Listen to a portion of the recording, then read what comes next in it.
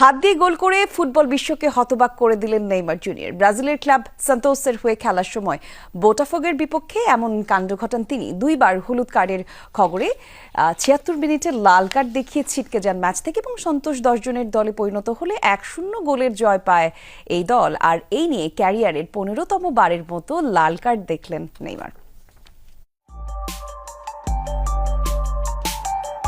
Diego ম্যারাডোনার সেই বিখ্যাত হ্যান্ড অফ গডের কথা মনে আছে? ১৯৮৬ বিশ্বকাপের কোয়ার্টার ফাইনালে ইংল্যান্ডের বিপক্ষে হাত দিয়ে একটি গোল করেছিলেন ম্যারাডোনা, কিন্তু রেফারি সেটিকে নজরে আনতে পারেননি। ম্যাচ শেষে ঐতিহাসিক এক উক্তিও করেছিলেন এই কিংবদন্তি, অর্ধেক ম্যারাডোনার মাথা আর অর্ধেক ঈশ্বরের হাত।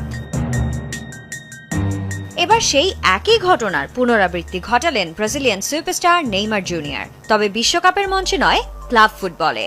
নেইমারের মতো চতুর ও টেকনিক্যাল অভিজ্ঞতা সম্পন্ন খেলোয়াড়ের দ্বারা হলো হাত দিয়ে গোল, যা দেখে হতবাক গোটা ফুটবল বিশ্ব।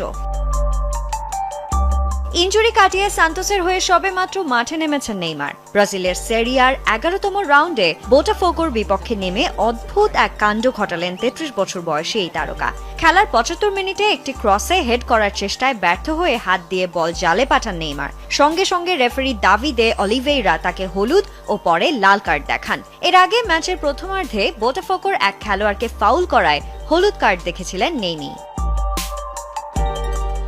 লাল কার্ড দেখে মাঠ ছাড়ার ফলে ১০ জনের দলে পরিণত হয় সান্তোস, আর সেই সুযোগটাই কাজে লাগায় প্রতিপক্ষরা।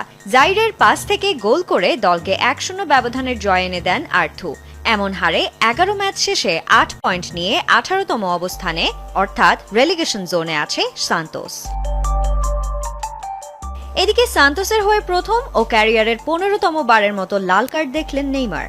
সেই সাথে ক্লাবের সঙ্গে তার চুক্তি শেষ হচ্ছে চলতি মাসেই।